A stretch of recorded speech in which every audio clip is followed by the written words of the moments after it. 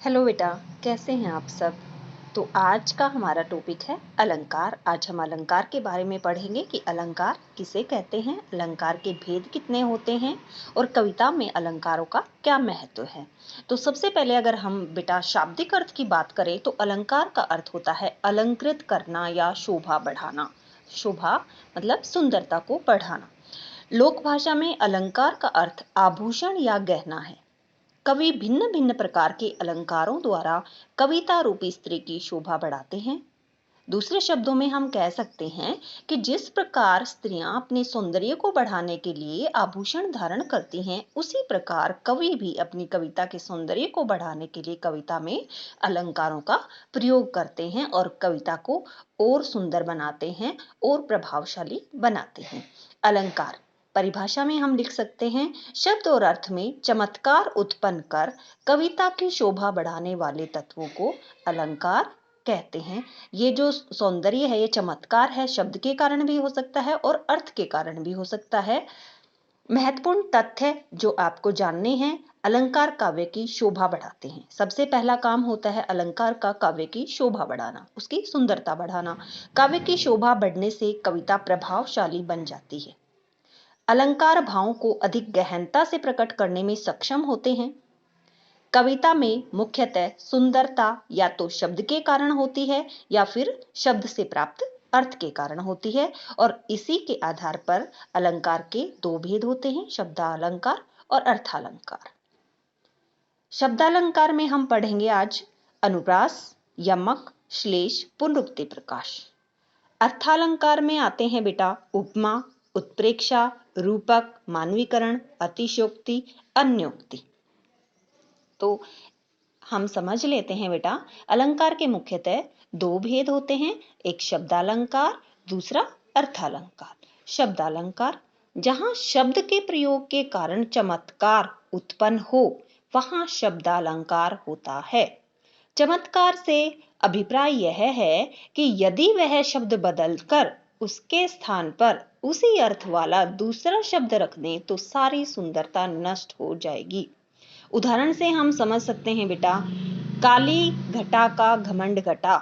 अगर इसकी जगह बदल करके मैं लिख दूं काले बादलों का घमंड घटा, तो वो बात नहीं रहेगी जो ऊपर वाली पंक्ति में है, काली घटा का घमंड घटा। क्योंकि ऊपर वाली पंक्ति में जैसा कि आप देख रहे हैं वर्ण की आवृत्ति है, और यही वर्णों की आवृत्ति हम अलंकारों में पढ़ते हैं कि किस अलंकार में किसकी आवृत्ति होती है, शब्द की होती है, वर्ण की होती है, अर्थ की होती है।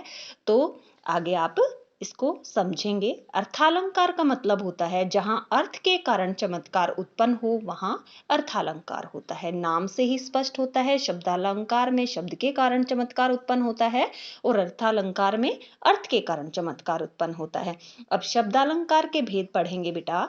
अनुप्रास अलंकार, सबसे पहला अलंकार हमारा आता है अनुप्रास अलंकार, जहां वर्णों की बार बार आवृत्ति के कारण चमत्कार उत्पन्न हो। वर्ण सभी जानते हैं बेटा, और वर्ण की बार बार आवृत्ति, बार बार वो वर्ण आए उस काव्य पंक्ति में, तो वहां उसके कारण जो चमत्कार उत्पन्न हो वह अनुप्रास अलंकार होता है। जैसे उदाहरण से समझेंगे, रघुपति राघव राजा राम। यहाँ बेटा इस काव्य पंक्ति में आपको दिखाई दे रहा है रे वर्ण की आवृत्ति है, और रे वर्ण की आवृत्ति के कारण यहाँ अनुप्रास अलंकार है। दूसरा उदाहरण है कालिंदी कूल कदम्ब की डारन। इस पंक्ति में कै वर्ण की आवृत्ति है। नभ पर चपला चमचम चमकी, इस काव्य पंक्ति में च की आवृत्ति है।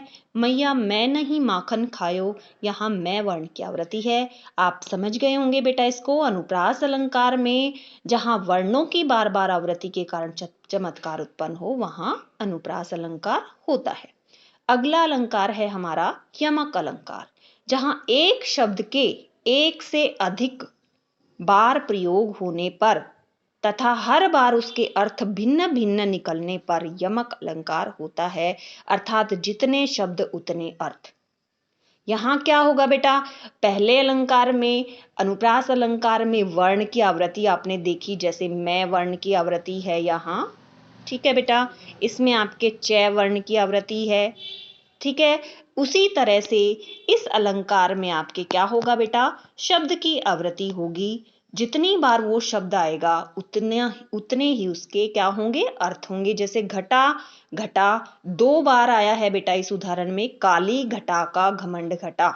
यहाँ घटा घटा शब्द 2 बार आया है और दोनों बार उसका अलग अलग अर्थ है। जैसे कि हम समझ सकते हैं, घटा का मतलब होता है कम होना और घटा का मतलब होता है बादल। यहाँ घटा शब्द 2 बार प्रयुक्त हुआ है और उसका अलग अलग अर्थ निकलता है। तो आपको ये दोनों अलंकार समझ आ गए होंगे बेटा। अगला हमारा अलंकार है, और उदाहरण है कुछ। 3 बेर खाती थी वो 3 बेर खाती है। यहाँ बेर शब्द 2 बार प्रयुक्त हुआ है। बेर, ये भी बेर है बेटा। इसका मतलब होता है 3 बार और दूसरे बेर का अर्थ है 3 बेर के दाने, जो फल जो हम खाते हैं बेर, वो तो 2 बार प्रयुक्त हुआ है और उसके अलग अलग अर्थ निकलते हैं। तो ये आपकी पहचान होती है यमक अलंकार की। ठीक है बेटा। अगला हमारा अलंकार है श्लेष अलंकार। श्लेष का अर्थ जो होता है, शाब्दिक अर्थ, वो होता है चिपका हुआ। काव्य में जहां एक ही शब्द के अनेक अर्थ निकले अथवा शब्द एक शब्द के साथ अनेक अर्थ चिपके रहें, वहां श्लेष अलंकार होता है। शब्द बेटा एक होगा लेकिन उसके अर्थ अलग अलग निकलेंगे, कई निकलेंगे, तो वहां श्लेष अलंकार होगा। जैसे कि उदाहरण से हम समझ सकते हैं, मंगन को देख पट देत बार बार। यहाँ ये जो पट शब्द है इसके अलग अलग अर्थ निकलते हैं। पट देत का मतलब होता है दरवाजा बंद करना और पट देत, देत का मतलब देना, यहाँ वस्त्र देना। ठीक है, एक शब्द है, अर्थ अलग अलग हैं। रहीमन पानी राखिए बिन पानी सब सून, पानी गए न उबरे मोती मानुष चून। यहाँ पानी के ही 3 अर्थ निकलते हैं, चमक, इज्जत और पानी। तो ये आपको समझना है बेटा कि जब काव्य पंक्ति में एक शब्द है उसके एक से ज्यादा 2, 3 अर्थ निकलते हों या ज्यादा अर्थ चिपके हों तो वहां श्लेष अलंकार होगा। अगला हमारा अलंकार आता है पुनरुक्ति प्रकाश। मैंने आपको बेटा शब्द वाले चैप्टर में पुनरुक्त शब्द बताए थे कि एक ही जैसा शब्द जब दोबारा से आता है वो पुनरुक्त शब्द कहलाते हैं। उसी से आप याद रखेंगे पुनरुक्ति प्रकाश। एक ही शब्द जब 2 बार आएगा आपको काव्य की पंक्ति में और वहां अलंकार पूछा जाए तो आप याद रखेंगे वहां पुनरुक्ति। पुनरुक्ति शब्द का 2 शब्दों के, पुनरुक्ति जो शब्द है बेटा वो 2 शब्दों के मेल से बना है। ठीक है, पुनः जमा उक्ति, अर्थात जहां किसी शब्द की आवृत्ति हो परंतु एक ही अर्थ निकले वहां पुनरुक्ति प्रकाश अलंकार होता है। वो शब्द बेटा 2 बार होगा, एक जैसा शब्द ही 2 बार निकलेगा लेकिन उसका अर्थ एक ही निकलेगा। कान कान में यहाँ इन 2 शब्दों का अर्थ एक ही निकल रहा है, श्री कृष्ण से। यहाँ आलिंगन में आते आते, आते आते 2 बार आया है, पुनरुक्त शब्द है। एक जैसा शब्द जब 2 बार से रिपीट होता है तो उसको पुनरुक्त शब्द कहते हैं। यहाँ कान कान 2 बार प्रयुक्त हुआ है लेकिन वो श्री कृष्ण के लिए ही प्रयुक्त हुआ है। यहाँ आते आते का मतलब आना है, 2 बार प्रयुक्त हुआ लेकिन अर्थ एक ही निकलता है, वो पुनरुक्ति प्रकाश है। ठीक है बेटा। अगला हमारा अलंकार है उपमा अलंकार। जहां एक प्राणी या वस्तु की तुलना किसी प्रसिद्ध वस्तु के साथ गुण, रूप तथा आकृति के आधार पर की जाए वहां उपमा अलंकार होता है। आसान शब्दों में आप याद रखेंगे बेटा कि जहां तुलना की जाए वहां उपमा अलंकार होता है। और तुलना किससे होती है बेटा? कोई प्रसिद्ध वस्तु होती है, ठीक है, प्रसिद्ध, या किसी में कोई गुण है या कोई आकृति के कारण वो जो वस्तु है वो प्रसिद्ध है और उसकी तुलना दूसरी वस्तु से की जाती है, वहां उपमा अलंकार होता है। अब इसमें क्या होता है बेटा? इसके 4 अंग होते हैं, उपमेय, उपमान, वाचक शब्द और साधारण धर्म। एक एक को समझेंगे बेटा ध्यान से। उपमेय और उपमान आपने कई बार पढ़ा होगा, हमने समास वाले चैप्टर में भी कर्मधारय समास में उपमेय उपमान का संबंध होता है, कर्मधारय में ये पढ़ा था हमने। और विशेषण विशेष्य और उपमान उपमेय का संबंध होता है, तो इसको और अच्छी तरह से समझ लें। जिस वस्तु या प्राणी की तुलना की जाती है, जिसकी तुलना की जाती है बेटा उसको उपमेय कहते हैं। और जिससे तुलना की जाती है, जिससे मतलब वो कोई प्रसिद्ध वस्तु या प्राणी होगा जिससे तुलना की जाएगी, तो वो उपमान कहलाएगा। आप याद रखेंगे, दोनों में आपको बिल्कुल भी कंफ्यूज नहीं होना है। उपमेय का मतलब होता है बेटा जिस वस्तु या प्राणी की तुलना की जाती है, और उपमान का अर्थ होगा जिस प्रसिद्ध वस्तु या प्राणी से तुलना की जाती है। वाचक शब्द का मतलब है बेटा उपमान और उपमेय की समानता प्रकट करने वाले शब्दों को वाचक कहते हैं। जिन शब्दों से हम उनकी दोनों की समानता प्रकट करते हैं उपमेय और उपमान में, वो शब्द जो होते हैं जिनको हम पहचान भी कह सकते हैं। जैसे कोई काव्य की पंक्ति में मैं कहूं बेटा आपको सा से सी मिले, सरिस मिले, वहां उपमा अलंकार होगा, तो आप इससे ये भी याद रख सकते हैं कि उसमें सा से सी, सरिस, सरी की जो समानता बताने वाले वाचक शब्द होते हैं, समानता बताने वाले जो शब्द होंगे उन्हीं को वाचक शब्द कहते हैं। अब आता है फोर्थ जो हमारा है साधारण धर्म। ये क्या होता है बेटा? वह गुण, धर्म तथा स्वभाव जो उपमेय और उपमान में तुलना प्रकट करता है वो साधारण धर्म होता है। अब एक उदाहरण से बेटा सारी चीजें हम क्लियर कर लेते हैं। पीपर पात सरिस मंडोला, ये एक उदाहरण है आपका, ठीक है। जब आप अच्छे से सीख जाओगे बेटा तब आपको फटाफट से पता चल जाएगा कि यहाँ उपमा अलंकार है इन काव्य की पंक्तियों में। अगर आप चारों चीजों के बारे में, इसके जो अलंकार के 4 अंग हैं उनके बारे में आप समझ लोगे तो भी आपको बहुत आसानी हो जाएगी अलंकार को पहचानने में। तो यहाँ बेटा सबसे पहले पीपर पात सरिस मन डोला।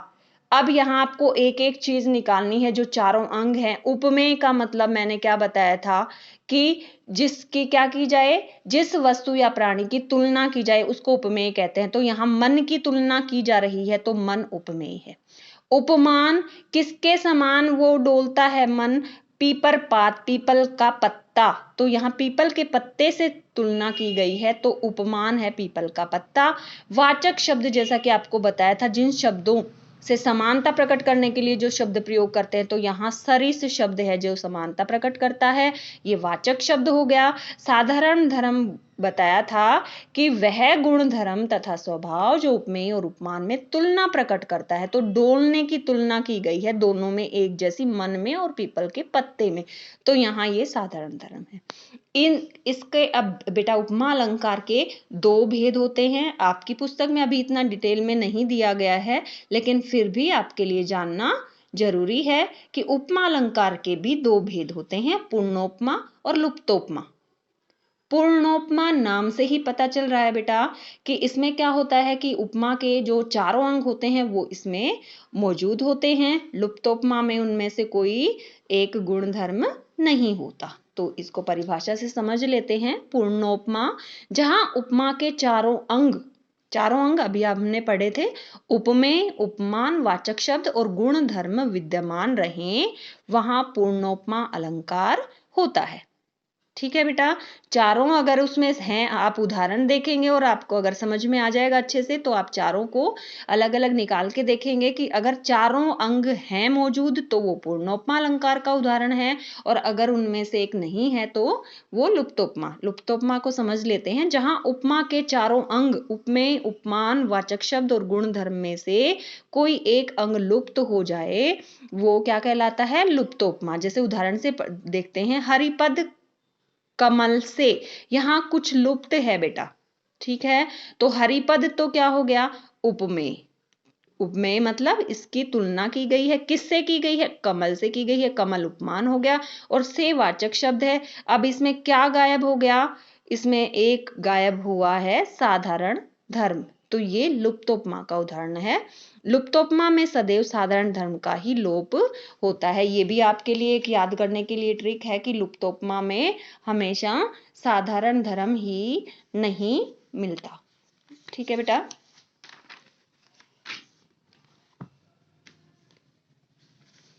अगला आता है बेटा आपका उत्प्रेक्षालंकार। जहां उपमेय में उपमान की संभावना या कल्पना की जाए वहां उत्प्रेक्षालंकार होता है।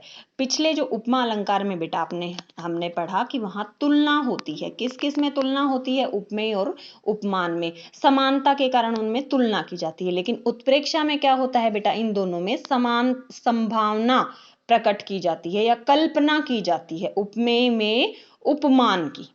उपमेय जिसकी तुलना की जाए और जिससे की जाती है वो उपमान होता है, तो इसमें संभावना प्रकट की जाती है। और इसमें आपको पहचान के लिए ये शब्द मिलेंगे। आप याद रखेंगे कि उत्प्रेक्षा की जो काव्य की पंक्तियां आएंगी उसमें जब हम अलंकार पहचानेंगे तो हमें कुछ पहचान के लिए हमें याद रखने हैं। तो उत्प्रेक्षा अलंकार में हमें शब्द मिलेंगे मनु, मानो, मनो, मनहु, जनु, जानो, ये आपको शब्द मिलेंगे। सिर फट गया उसका वही मानो।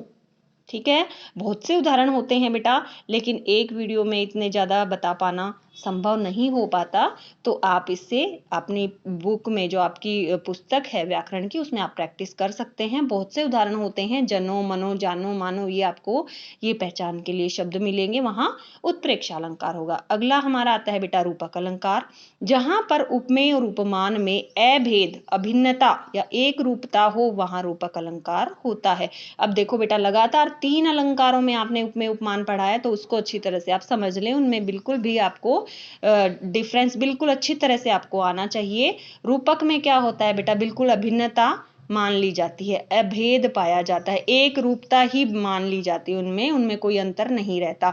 जैसे चरण कमल बंदो हरिराई, मैया मैं चंद्र खिलौना ले हूं, तो ये उदाहरण आपके रूपक अलंकार के हैं। इनमें कोई क्या नहीं है, न समानता की तुलना की जा रही है, न संभावना है, इनमें तो अभेद स्थापित कर दिया जाता है, दोनों के बीच में भेद ही नहीं पाया जाता।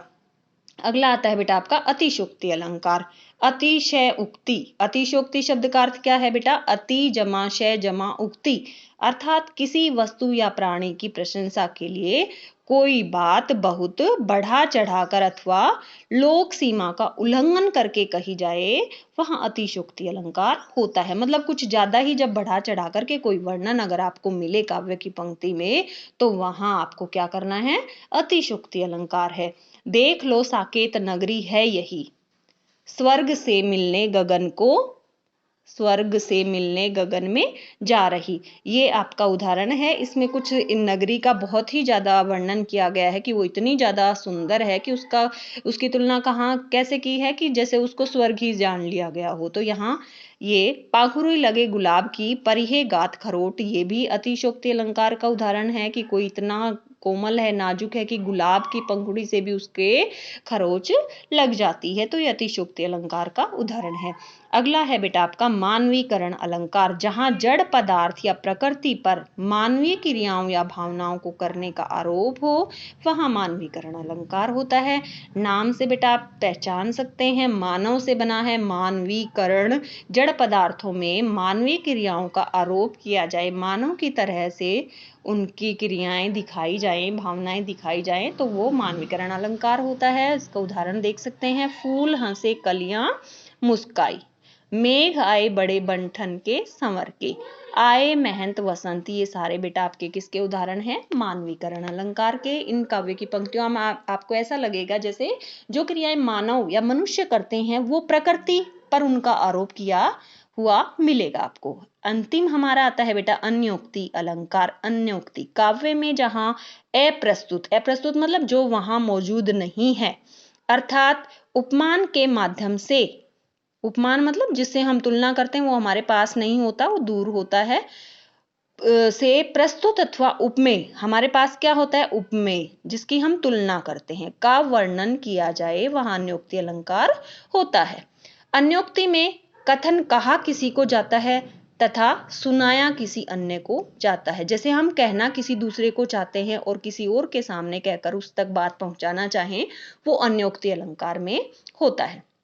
माली आवत देख कर कलियां करे पुकार, फूले फूले चुन लिए काल ही हमारी बार, जैसे ये उदाहरण है अन्योक्ति अलंकार का।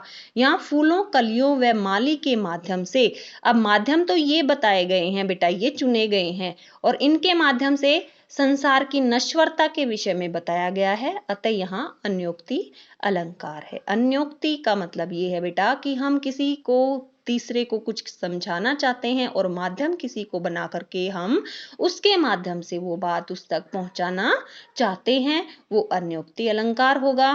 तो आई होप बेटा आपको समझ आ गया होगा। इनको आप ध्यान से पढ़ेंगे और अपनी पाठ्य पुस्तक में जो अभ्यास है उसको आप करके देखेंगे और इसको अच्छी तरह से समझने की कोशिश करेंगे। धन्यवाद।